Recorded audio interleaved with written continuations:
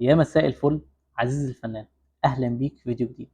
معاك محمد صلاح، وأنا سعيد جدا إن إحنا قدرنا نوصل للمرحلة دي من الفيديوهات بسرعة. في الفترة اللي فاتت أو في المرحلة اللي فاتت من الفيديوهات كنا بنتكلم عن، خلينا نقول، جرافيك ديزاين، لكن بشكل أكاديمي، بشكل نظري أكتر. لكن بداية من الفيديو ده هنبدأ نتعامل مع الموضوع بشكل عملي. محضر لكم مفاجأة كبيرة جدا في الفيديو ده، تعالوا نشوف مع بعض.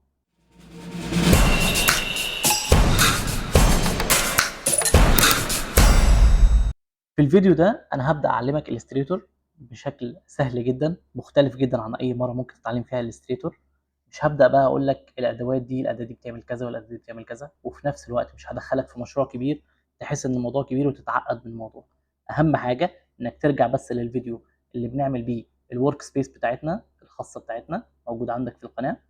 هسيب لك الفيديو برضو بتاعه عشان تعمل نفس الشكل ده او نفس اليوزر انترفيس او نفس الورك سبيس بتاعتنا دي، عشان تقدر تلاقي الادوات بتاعتي، او تقدر تلاقي الادوات زي ما انا بلاقيها، تقدر انت تلاقيها بسهوله وتحس ان الموضوع سهل. انا عملت ايه بقى؟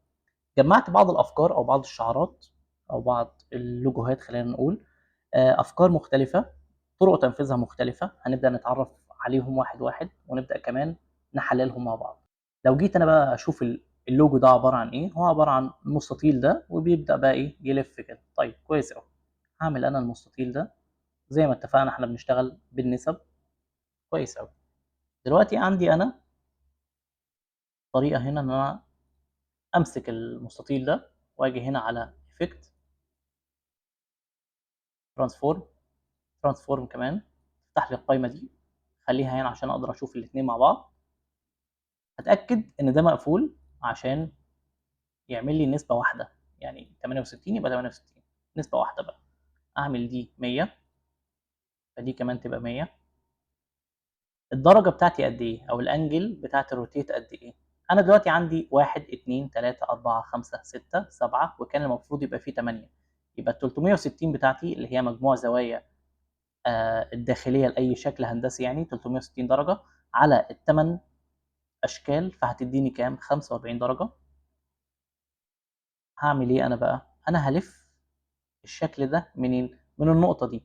يبقى انا هختار النقطه بتاعه الدوران بتاعي من هنا. طيب انا عندي كام كوبي؟ ما تحسبش الاولانيه اللي انت ماسكها واحسب الباقي. يبقى 1 2 3 4 5 6. كويس قوي. يبقى الكوبيز عندي 6 بالشكل ده. ابدا بقى ايه؟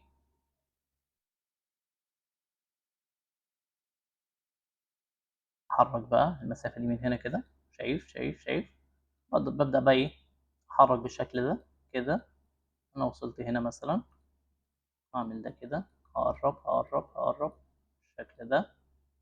كويس. انا الشكل بالنسبه لي كده سليم، كده بالنسبه لي مظبوط، خلاص اوكي. ابدا بقى اعمل ايه؟ انا دلوقتي هو عباره عن شكل ومتكرر، فانا مش قادر امسك باقي الاشكال. اقدر افكها ازاي؟ من هنا على اوبجكت، اكسباند، كده بقى كل شكل لوحده. ده التاكيد على كده، كل شكل دلوقتي بقى لوحده. كويس قوي. اقدر اعمل ايه بقى دلوقتي؟ كده، وامسك شيب بيلدر تول دي. هو دلوقتي ده فوق، فخلاص يبقى انا هاخد ده واللي تحته كده، صح كده؟ ده وده وده كده. انا كده قدرت اوصل للوجو ده باسهل شكل ممكن. في طرق تانية كتير، لكن خلونا ناخد موضوع ببساطة في الاول. الشكل ده عبارة عن ايه؟ ممكن حد يقول لي الشكل ده وبيتكرر لتحت، ممكن حد يقول لي مربع وبشيل منه الاشكال دي، ممكن حد يقول لي مربع ابيض ومرسوم فيه الخطوط السوداء دي. انت على حسب تحليلك للشعار ده. فانا هعمل ايه بقى؟ هعمل مستطيل كبير ده او المربع الكبير ده بالشكل ده. انا بدوس شيفت عشان اعمل حاجه منتظمه، لو سبت الشيفت بيعمل كده، لكن لو دوست شيفت يبقى منتظم بالشكل ده. حلو قوي. هعمل ايه بقى؟ هعمل مربع تاني، خلينا نقول بالشكل ده كده، لكن هخليه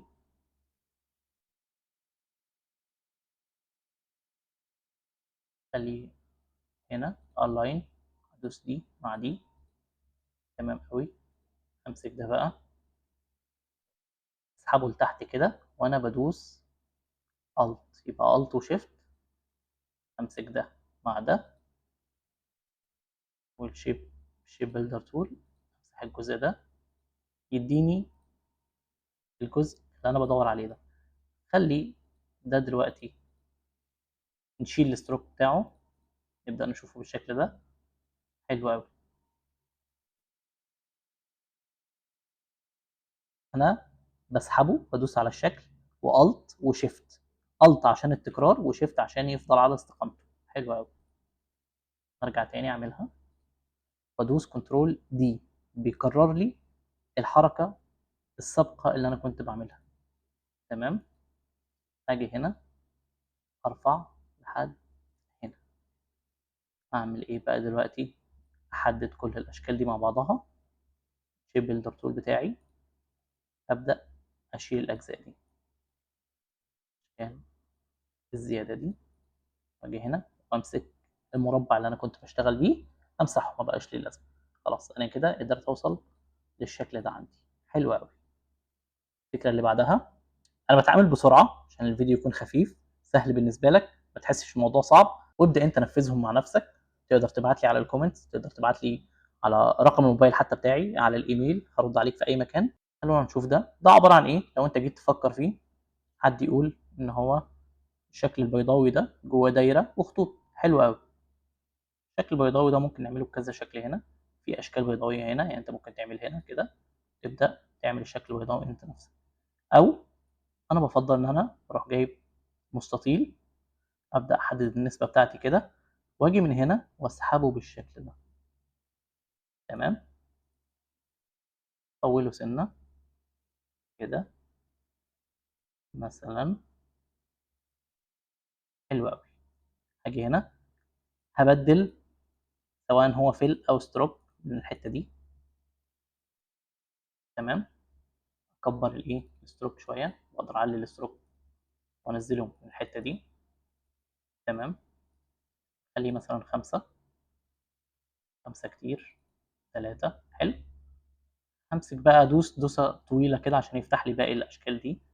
همسك الاليبس وادوس الت وشيفت. الت عشان ابدا من النقطه اللي انا واقف عندها دي، لو دوست الت وعملت هتيجي ايه السنتر بتاع الدايره مع النقطه اللي انا كنت واقف فيها. طيب الت وشيفت يبقى السنتر وتبقى منتظمه. حلو. كويس قوي. انا هاجي هنا بالشكل ده كده مثلا. ايه بقى تاني؟ عندي الخط ده كده، هطلع بيه بره كده وابدا بقى ايه، انا محتاج الفه فين بقى؟ هل هلفه بنفس الطريقه اللي لفينا فيها المستطيلات في الشعار الاولاني؟ لا، انا هعمل بقى روتيت. فانا هحدد ده وامسك الروتيت. انا محتاج الف منين؟ من السنتر. بدوس الت عشان انقل العلامه الخضراء دي اللي هو مركز الدوران بتاعي يبقى في السنتر بتاع الدايره. بدوس الت وادوس عليه كده، اتنقل وبدا يفتح لي القائمه دي. انا محتاج الفه كام مره او الفه بزاويه ايه؟ انا عندي شكل 2 3 4 5 6 7 8 9 10 11 12 13 14 و15 16 17 18. لو قسمت انت بقى ال 360 بتوع الشكل الداخلي برضو على ال 18 شكل اللي عندي دول، هيطلع الزاويه 20. حلو. كوبي. عملت انا كوبي. اعمل ايه بقى؟ كنترول ودي عشان احرك، يعني اكرر نفس العمليه اللي انا كنت بعملها. كنترول دي لحد ما اوصل للشكل ده. في عندي اكتر من طريقه عشان اشيل الزيادات دي. يا اما ان انا ممكن امسك دي كده كنترول سي وكنترول اف. انا كده عملت ايه؟ عملت تكرار منها عليها. تمام. يبقى انا عملت تكرار من نفس الشكل ده عليه هو في نفس المكان بتاعه. كنترول سي كنترول اف. حلو قوي. بمسك بقى واحد منهم وبدوس arrange bring to front عشان يجيبهولي اول حاجه لفوق. هي عباره عن layers، حاجه فوق حاجه، حاجه فوق حاجه. عشان ابدا بقى انفذ انا التركايه دي، لازم يكون الحاجه اللي انا بقص بيها، اللي بعمل بيها كليبنج ماسك يعني، فوق، وامسك باقي الحاجات كلها وبعدين كليبنج ماسك. خلي كل الحاجات اللي كانت بره، صح كده؟ تمام جدا. وده الشكل اللي انا كنت عايز اوصل له بطريقه تانية. خلينا نقول انا بحاول اجرب اكتر من اسلوب. ولو شفنا الشكل ده كده فهو عندي عباره عن ايه؟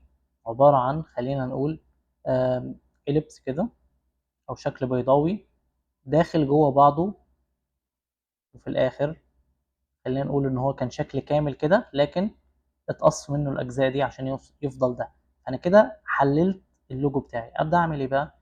المستطيل بتاعي بالنسب دي كده، تمام، اصغره شويه كده وابدا اعمل اشد دي كده عشان اعمل الكيرف ده. حلو قوي. محتاج اعمل ايه بقى؟ ادخله لجوه باث من اوبجكت، باث، اوفست باث، خلينا نقول 11. فبالتالي ال 11 دي بتطلعه لبره، تمام، طلع الشكل لبره كده، لكن انا عايزه داخل الشكل، فبالتالي اعملها سالب، يبدا يدخل لجوه كده. حلو قوي. اوكي. واكرر العمليه دي اكتر من مره. بالظبط وصلت للشكل ده. احط بقى الخط بتاعي هنا كده وابدا اشيل الشكل ده. ايه الفرق ما بين ده وده؟ تحس ان الشكل ده اقصر شويه، فانا محتاج اطوله لفوق. فبالتالي هعمل ايه؟ هركب ده كده، هاخد الاداه دي. الاداه دي بتعمل ايه؟ بتمسك نقطه، نقطه من الشكل وليس الشكل كله. يعني انا لو مسكت النقطه دي كده وسحبت همسك نقطه واحده، تمام، لكن هنا لو مسكت ده وشديت كده انا بمسك الشكل كله. حلو قوي. يبقى انا محتاج امسك النص، النقط اللي فوق دي واشدها لفوق كمان. فهيحصل ايه؟ اعمل كده، اشدها لفوق كده، فبالتالي الشكل يطول معايا بالشكل ده. حلو قوي. تمام. ابدا بقى اخد الاداه دي واجي هنا تقريبا كده كده كده. امسك بقى كل الاشكال دي وابدا اشيل الزياده اللي فوق، الت، وابدا اشيل كده.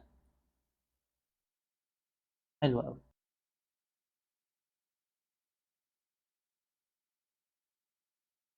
الت واشيل الزياده دي.